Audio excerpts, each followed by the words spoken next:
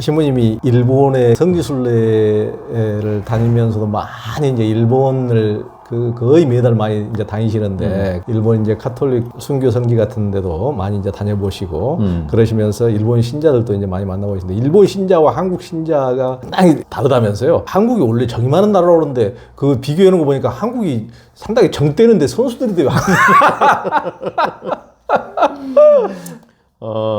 제가 한국 신자들이 이제 정이 많은 건 사실이죠. 정이 많은데 저도 몰랐었는데 이제 본당 신부들이 이동을 하잖아요.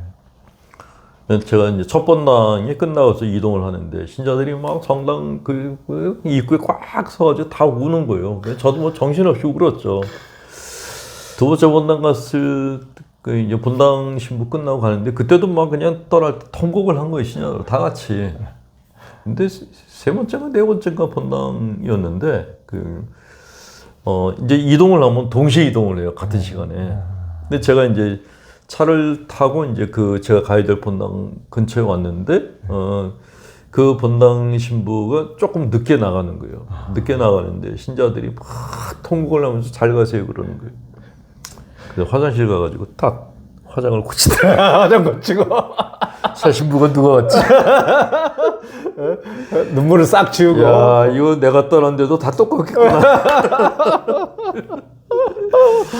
예, 그리고 되게 희한한 거는, 가난한 동네 신자분들이 정뛰기를 더 빨리 해요.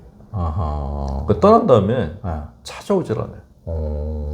오히려 강남 신자들이 오래 가요. 강남 신자들은 일본 신자들하고 좀 비슷한 데가 많아요. 일단은 폐를 안 끼치려고 그러니까. 그러니까 가난한 동네 신자들은 그 신부한테 몇 시에 찾아가도 됩니까? 묻질 않고 그냥 와요. 술 먹다가도 찾아와요. 자는데 막 두들겨요. 그냥 자기 술자리 벌어졌는데 나오라고 깨워요. 그게 가난한 동네인데 강남에 가니까 예약을 하더라고요. 시간을. 근데 그게 처음에 불편했거든요. 근데 시간이 지나니까 그게 편해지기 시작했어요. 근데 일본을 가면은 일본 신자들이 그렇게 한대요. 일본 절대 폐를 안 끼치죠. 예, 폐 안 끼치고 반드시 약속 시간 물어보고 그 신부가 아니다 그러면 그냥 알겠습니다 가고. 그게 강남 문화하고 비슷한데 그 대신 강남 신자들은 그 신부가 정말 마음에 들어 그러면은 가족과의 식사를 마련해요. 우리 가족의 신부가 돼요. 저도 그렇게 해서 만나는 가족들이 몇 가족이 있어요. 떠난 지 지금 20년이 넘어 30년 거의 다 가는데 지금도 만나요. 근데 가난한 동네 신자들은 안 와요. 부담스러워서 안 오기도 하겠다라는 생각이 드는데 그래도 가끔은 섭섭하다 그런 생각이 들고 어쨌건 그런 문화가 있는데 일본이 비슷해요. 일본은 가난하건 부자건 간에 그 신부가 마음에 들면은 신부 삼아라 그래요. 연삼아. 신부 삼아라 그러면서 그 신부가 딴 데 가도 계속 따라다녀요. 네. 그게 독특하죠. 어쨌건 일단 가톨릭 신자들은 기본적으로 잔정이 많은데 그 잔정이 또 찐득하지는 않고 또 쿨하게 또 이렇게 정리하기도 하고. 네, 그렇군요. 그러니까 이제 가톨릭은 워낙 시스템이 이렇게 잘 돼 있고 그래서 또 이사 가면 다른 또 그 지역 성당으로 또 이렇게 교직이 바뀌잖아요. 네, 그렇죠. 그러니까 근데 예를 들면 이제 기독교 교회라든가 절은 그런 거랑 상관없이 한 교회 다니면 계속 멀리 이사 가도 계속 뭐 아예 도시를 다른 데로 가지 않는 이상은 계속 거기를 다니거든요. 안 옮기거든요. 그러니까 평생 이렇게 인연을 맺고 가다 보니까 계속 평생 어떤 가는 이런 게 있는데 이제 신부님들도 인사가 나고 그렇죠. 또 신자들도 또 이사 가면은 또 성당이 바뀌고 그 성당으로 가고. 예. 그래서 좀 그게 장단점이 있는데 제 생각에는 장점이 더 많다고 생각돼요. 그러니까 한 군데 너무 이렇게 있게 되면은 정착이 되게 되면은 그 안에 있는 문제가 잘 해결이 안 되는 경우가 있거든요. 맞아요. 그런 것도 있어요. 그런 게 아주 강하죠. 그렇죠. 이 책도 거꾸로 보는 종교 보니까 시모님께서 벌거벗은 세계사 유럽 페스트를 보고 네. 또 이제 쓰셨던데 저도 최근에 그걸 보고 봤어요. 저도 아주 재밌게 보는 프로그램이 벌거벗은 세계사인데 이제 유럽 페스트 막 그때 당시에 그때는 뭐 유럽이 중세 또 워낙 카톨릭이 잡고 있었던 전부 다 이제 카톨릭 신자고 이제 그런 시대인데 그런 이제 페스트에 걸리거나 또 나병에 걸리고 그럼 뭐 전부 다 본인의 죄로 해가지고 본인을 엄청 막 스스로 고행을 하고 막 두들겨 패고 채찍으로 치도록 하고 피를 흘리고 막 행진하도록 그거 보니까 병으로도 고통스러운데 그 막 그런 걸 보니까 정말 아우 막 왜 그랬을까 참 그 시절에 대해서 참 그게 그 병이 생긴 거는 내가 죄를 지어서 생긴 거다라는 사고방식이 유대교에서도 있었거든요. 그 당시에 나은 자들이 있었는데 나은 자들은 그 죄를 많이 지어서 본인이 죄를 짓거나 조상들이 죄를 지어서 니들이 벌 받는 거야. 그러니까 그 당시에 나은 자들이 그래서 이중 고통을 당했다 그래요. 그러니까 육체적인 고통하고 사회로부터 이렇게 소외된 또 이중 고통을 겪었다 그랬는데 근데 그게 계속 내려오고 있어요. 지금도 시골 가면은 누가 이렇게 그 장인이 나타났다 그러면 뭐 그 지나가는 걸로 그 니네 조상 중에 누가 죄를 지어서 네가 이렇게 됐다고. 그 무속인들이 제일 많이 써먹는 거잖아요, 그게. 근데 그게 귀성 종교 안에도 그런 것들이 계속 내려오고 있죠. 근데 그게 이제 진짜 문제인데 벌거벗은 세계사에서 이제 패스트 문제 다뤘을 때 저는 코로나를 생각을 했어요. 똑같은 상황이잖아요. 그러니까 전염병이 퍼지면 제일 먼저 드는 생각이 하늘이 노해서 우리한테 천벌을 줬어. 이렇게. 천벌론이 제일 먼저 나와요.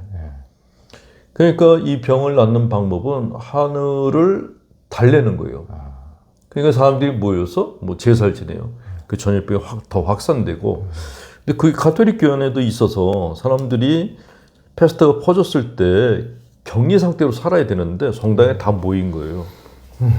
집단으로 기도하고 그러면서 더 많이 퍼졌고 더 문제가 된 게 이제 그 기적수라고 알려진 그런 데 가서 물을 다 같이 마신 거예요. 더 많이 퍼졌고. 그렇지, 더 많이 퍼지지. 그리고 그 당시에 이제 그 성인 신심이란 게 있었는데 성인들의 유해에 손을 대면 병이 낫는다 그랬어요. 그 사람들이 가서 다 그걸 손으로 만진 거예요. 서로 전염시키는 거예요. 예. 그래서 패스트가 더 커졌죠. 근데 코로나가 막 터졌을 때 교회 일각에서 믿음으로 이걸 고쳐야지 주장한 분이 또 있었어요. 그 믿음으로 고수를 하다가 본인이 걸린 거예요. 그때 병원에 가더라고요. 그런 종교인들도 여럿이 있어, 여럿이. 자기가 병에 걸리니까 이제 믿음으로 안 되는구나 하는 그런 생각을 가졌는지 그래서 병원 가기를 거부했다가 병원 가신 케이스가 있고 그래도 더 믿음이 강해서 병원에 안 가고 코로나 걸려서 죽은 사람들도 많아요. 그 사이비 종교 안에 코로나 죽은 환자들이 굉장히 많아요. 교주가 못 가겠으니까.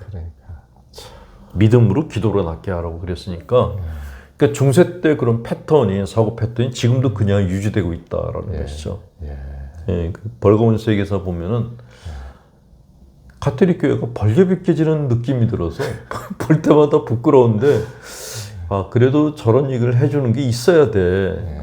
저는 그 벌거벗은 세계사의 애청자거든요. 근데 그런 얘기를 그냥 까놓고 얘기를 해주시는 게 고맙더라고요. 이렇게 종교가 자기 반성 없으면 안 되거든요. 은폐하고 비유하면은 썩어요. 그렇게 외부에서 그렇게 가감없이 비판해 주시는 것이 고맙고 뭐 그 말의 진위 여부 뭐 그런 걸 떠나서 그런 비판을 해주셔야지 가톨릭 교회도 반성을 할 수가 있거든요. 저는 그래서 가톨릭 교회 전 역사에 대해서 다 얘기해주는 그런 역사가들이 너무 고맙더라고요. 전에 한 번은 마녀사냥을 얘기해 준 분이 있었고 뭐 십자가 전쟁에 대해서 얘기해 준 분들이 있었는데 되게 고맙더라고요. 그 신학교에서 못 배우는 그런 이야기를 들으면서 이게 사실이었구나. 그런 얘기를 들어야지 건강한 영성이 무엇인가 하는 거를 또 이렇게 모색을 하게 되거든요.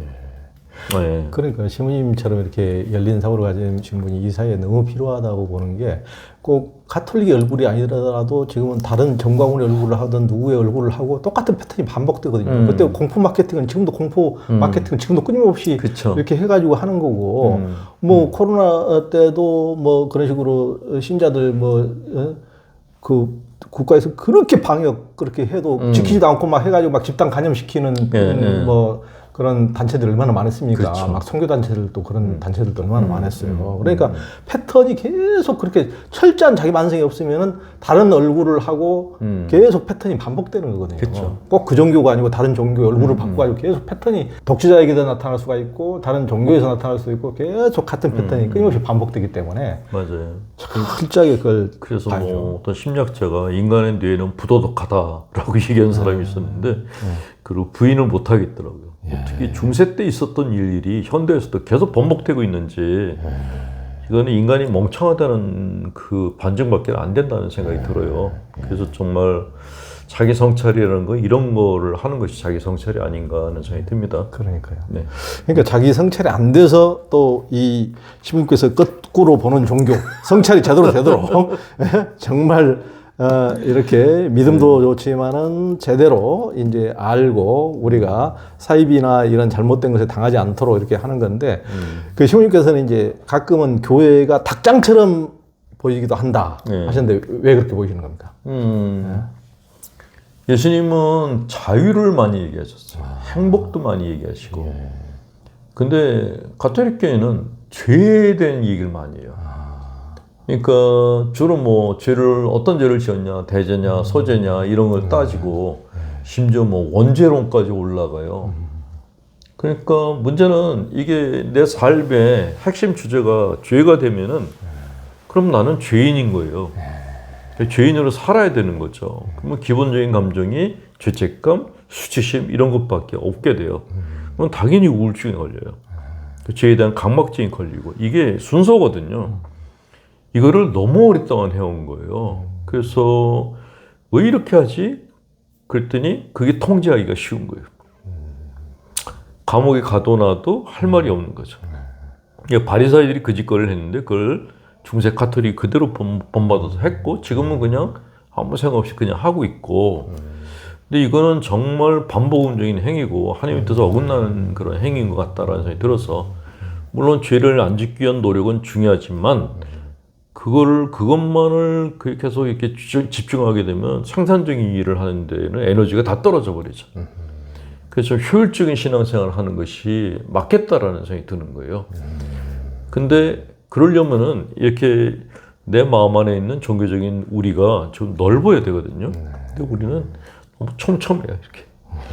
하지 말라는 게 너무 많아.